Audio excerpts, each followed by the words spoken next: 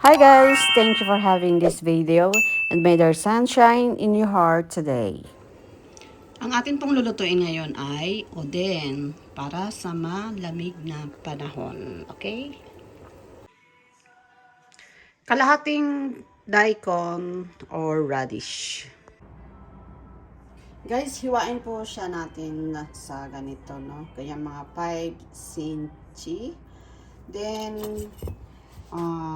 hiwain po natin ng konti sa ganyan. Para po, mamaya yung dashi ay masipsip niya para pagkain natin ng daikon is masarap. Ganun po guys, no? Hiwain.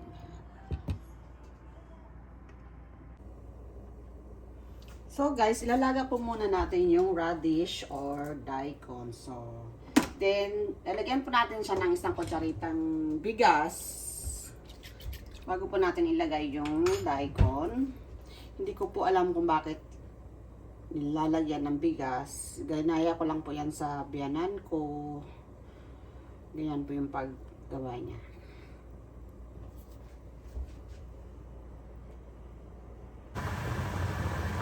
So, tingnan na po natin guys yung ating daikon o radish kung malambot na. No? So, tusukin po natin sa gitna. Ngayon, pag natusok natin siya hanggang dulo, is okay na po siyang hakunin. Ahuin pala. Okay? Ganun po guys. So, patayin po natin ang apoy.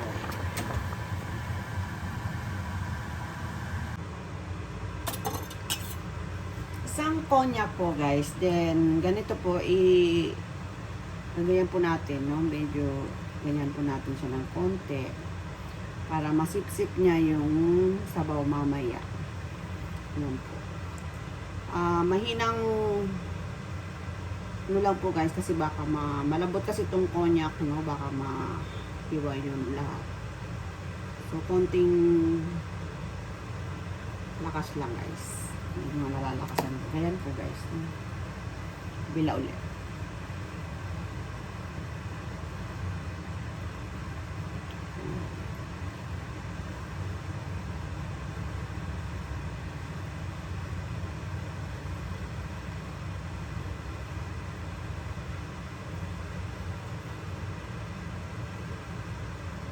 Then, hatiin po natin sa gitna.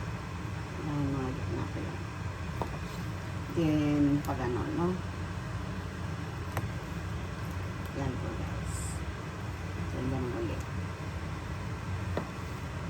Ayan. Pwede rin, pag ganun para pamayin, apat po. Then, isang balot po na atsuage, guys. Ayan, hiwa na po siya. Ayan. Mabibili din pa kayong hindi hiwa, so hiwain nyo na lang po ng paganyan. Ano, parang ganyang pyramid. Okay? Tapos guys, hugasan po natin siya sa mainit na tubig. Ayan. Yung atsuage, tsaka yung konyak po. Mainit po na tubig. Ayan. Then, ikot lang natin. Ingat po tayo, baka mapasok tayo.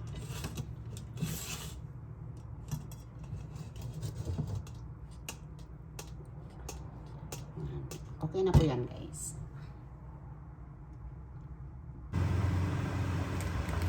Then, dalawang balot po, guys, na wina or hotdog dito, no? Ayan. So, mas paborito ko po itong chow isan kasi malutong po siya. Ito po yung parik po. Mas masarap po guys pag malutong po yung ilalagay po natin din. Okay? So, ito, prepared na po ang ating mga gagawin or mga sangkap. Yan, shirataki. Ito, ganun po guys. Oh. Ito yun siya. Ilang piraso ba to? 5. 5 siya guys. Then yung chikwa po natin is ganun po yung hiwa. So isang balot lang po yung bibili natin guys. Then for nilagang eggs, balitan po natin. Yan po yung daikon kanina. Then, ito pa yung panlasa po natin, no? Yung Ryori Sake. No? And, ito yung Hondashi. And, ito pa yung Kibisato po, guys. Yung panluto, no? Then, ito yung shoyu. Yan. Then, salt po, no? Okay? Then, ito, gagawa po na po tayo ng kanyang dashi. Okay?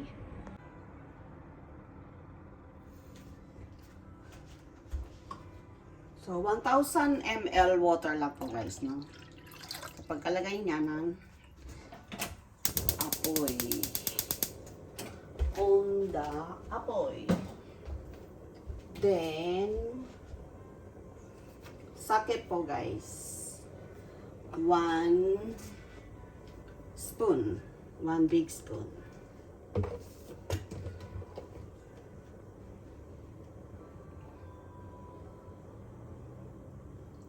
Yan.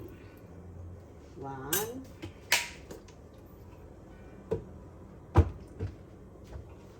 And Kibisato. Kusaji or isang kutsaritang Kibisato lang, guys. Okay. No, 1 small spoon. Then, Hondashi, guys. Yung Hondashi natin, ganun din. Isang kutsarita or 1 small spoon. Ganyan. Dagdagan pa natin konti para masarap. And Karakuchi shoyu, guys. Karakuchi shoyu. So, ibig sabihin matapang na shoyu. Karakuchi shoyu ng 1 spoon, guys, no? Ayan.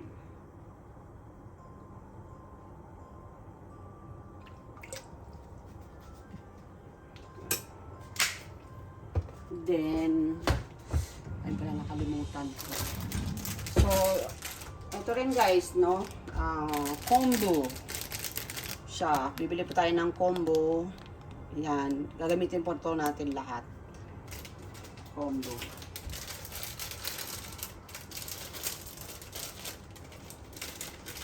So, kailangan talaga, guys, yung combo, wag niyo pong kakalimutan, no? Kasi ito po talaga yung kanyang main na pangdashi.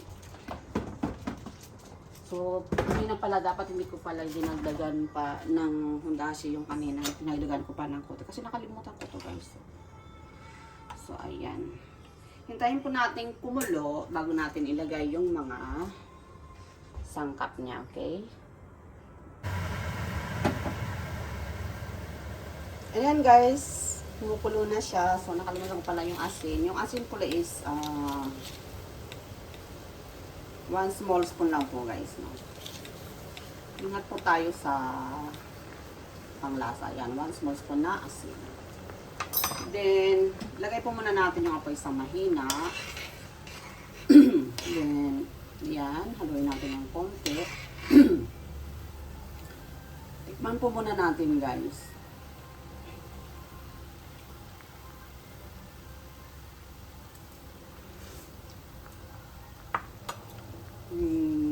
So, guys, para sa akin is okay lang. Matabang siya. Pero ang timpla ko talaga, guys, is matabang. You know, for good health, diba? So, kung sa inyo ay matabang sa inyo at gusto nyo pang medyo dagdagan, pwede po, guys. Bahala po kayo sa timpla nyo kung anong gusto nyo pa ng manamis-namis. Dagdagan nyo pa po ng kibisato or kulang pa sa toyo. Bahala na po kayo sa inyong timpla. So, yan lang po yung basic na na-share ko po, okay? So, yan, kulo na po siya. So, ilagay na po natin ang kanyang mga sangkap. Then, guys, mag-prepare po tayo ng miso. Ayan po. Then, ito po yung karashi or mustard po. Ito po yung sausawan nila sa oden. Yan po. So, ayan, guys, nailagay na po natin siya lahat. Yan, ganyan po yung form niya. So, pagkakulo po, guys, hinaan po natin ang apoy sa pinakadulo. Then, leave it to 20 to 30 minutes po. So, pwede na po natin siyang ihain. Pero mas masarap daw ang uden kung one day mo siya munang ibabad sa ganyan. Mas lalabas daw po yung sarap. Okay. Guys, thank you for watching. God bless us all.